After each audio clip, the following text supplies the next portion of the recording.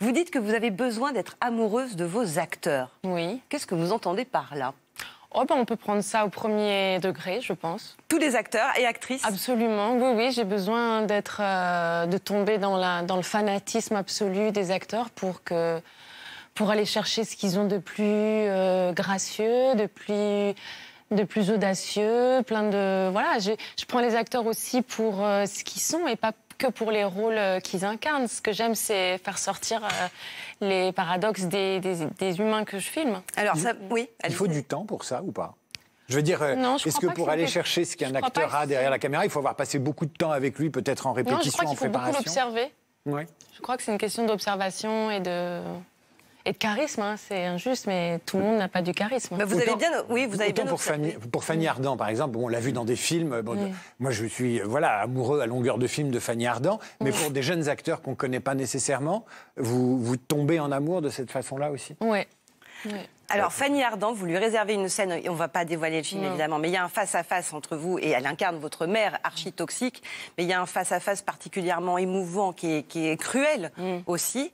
Je crois que vous l'aviez tournée un peu au débeauté, cette scène, elle n'était pas forcément prévue. Je l'ai tournée à la dernière minute parce que je sentais qu'il manquait une confrontation entre elle et moi. Et c'était le dernier jour de Fanny, donc elle était chargée de toutes les scènes qu'elle avait fait avant, donc bizarrement, elle n'a pas eu besoin de texte, non, ça s'est fait comme ça. Et puis il y a Louis Garrel, qui est épatant dans le rôle de votre ex. Alors là, vous lui donnez vraiment une dimension supplémentaire à Louis Garrel. Je voudrais qu'on regarde la scène que vous jouez. Vous êtes très drôles tous les deux. Mais bon, quand on est célibataire... T'es toujours célibataire? Bah oui. Ouais, ça a pas duré, là, avec l'autre, là? On s'est séparés d'un commun accord. Elle était plus d'accord que moi, mais... mais je la regrette pas, tu sais. Il va falloir que tu fasses attention, non? Pourquoi? Parce qu'il va falloir que tu rencontres quelqu'un, je vais pas être là tous les jours, moi. Je vais bientôt avoir une vie extraordinaire avec une femme extraordinaire, qui va prendre soin de moi. Qui voudra me guérir de mon angoisse. C'était comment l'enterrement de ton grand-père? Comment c'était? Ouais. Très beau. Très beau? Somptueux. C'est-à-dire? Une émotion indescriptible. Oh, tu te fous de ma gueule. Non. Je t'assure, ça donnait vraiment envie de mourir. Il est vraiment excellent parce que vous pleurez votre grand-père, lui c'est votre ex, il raconte donc l'enterrement de son grand-père, mais ce sont ces dialogues? Complètement. Mais alors, votre façon de fonctionner est quand même très particulière. Vous écrivez un scénario, mais après, il y a des... Non, vraiment, ça dépend des acteurs. Avec lui, on est amis dans la vie, donc ce qu'il joue, c'est une espèce de fantasme ou de continuité à notre rapport dans la vie. Et il sait que je suis sa première fan, donc dès qu'il est quelque part, de toute façon, je glousse avec lui, c'est simple, je glousse tout le temps. Mais les gens gloussaient beaucoup dans la salle, enfin, ils riaient d'ailleurs ouvertement. Donc en fait, il se sent libre et donc il ose tout. Donc j'avais pas besoin d'écrire pour lui, mais pour les autres acteurs, si, il y avait des dialogues. Et après, moi, je m'en fous un peu de voir mes dialogues dits à la lettre du moment que la scène est écrite, du moment que la scène est comprise et que l'enjeu ressort, peu importe si c'est mes mots à moi. Mais là, on rit avec la mort. Et pour les gens qui connaissent un deuil, et notamment qui ont vécu les jours qui précèdent, enfin non, pas qui précèdent, qui suivent le deuil, le rire arrive d'une façon inattendue. Il arrive toujours par derrière, au moment où on s'y attend pas, au moment où ça devrait être le plus glauque, le plus triste. Paf, il y en a un qui lâche une connerie et tout le monde se met à rire. De peau, hein. Dans la suite, ça suit les larmes et le rire revient. Et c'est généralement un humour extraordinaire, l'humour des cérémonies, enfin, qui entoure les rituels de deuil, qu'ils soient modernes ou traditionnels. Justement, regardez cette séquence, et puis après Enfin, personnellement, moi, je voudrais un beau bois noble qui fasse honneur à mon père. Vous voulez un cercueil en chêne? Oui. D'accord. De toute façon, Papy, il n'était pas tellement pour quelque chose de vraiment très voyant. Je pense que le cercueil à 100 €, il est très bien. C'est pour le. Mais il est en quelle matière? Il est en carton. Oh non, non. C'est pas un déménagement. Hein, non, non, c'est hors de question. En pain, 100 € aussi. Non. C'est du pain massif, non? C'est ça? Oui, tout à fait. Non, c'est moche, le pain, c'est Ikea. C'est pour le brûler? Non. Il n'y a pas besoin de mettre 1500 € pour brûler quelque chose, quand même. Exactement, on va pas faire pousser un arbre et puis le couper Exactement. pour faire un cercueil et le brûler. Elle est devenue écolo. Une fois, je suis d'accord avec Oui. Caro. Alors qu'il y a le carton, sinon c'est encore plus écolo. Le carton, c'est pas écologique, c'est un produit transformé. Bon, il y a qui veut pas son cercueil, qui lève la main. Qui veut pas son cercueil en carton. Moi, je veux pas le Bah voilà, c'est bon, fin. On le met à gauche, ça.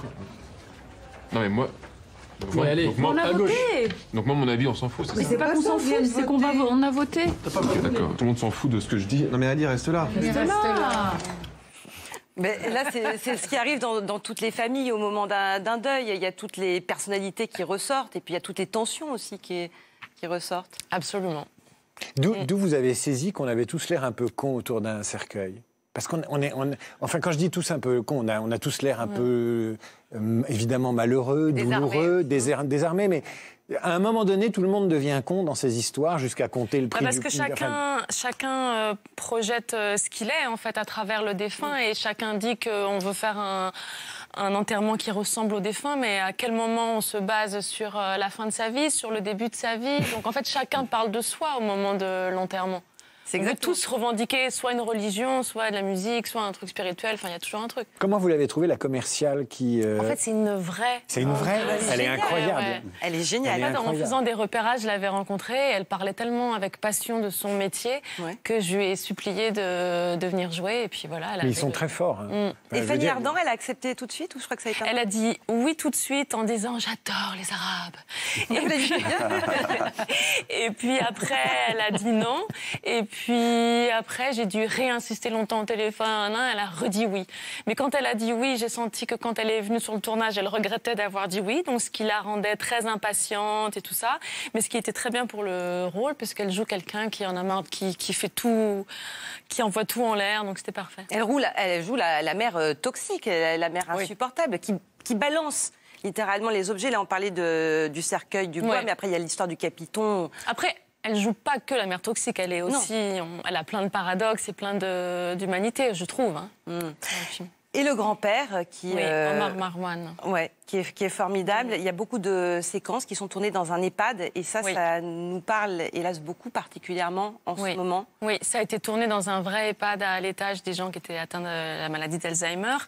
Et les personnes âgées qu'on voit dans le film sont des vraies personnes atteintes avec leur autorisation, tout ça. Mais c'est... Alors, je sais que... Bon, j'ai tourné le film avant la pandémie, donc c'était pas du tout pareil.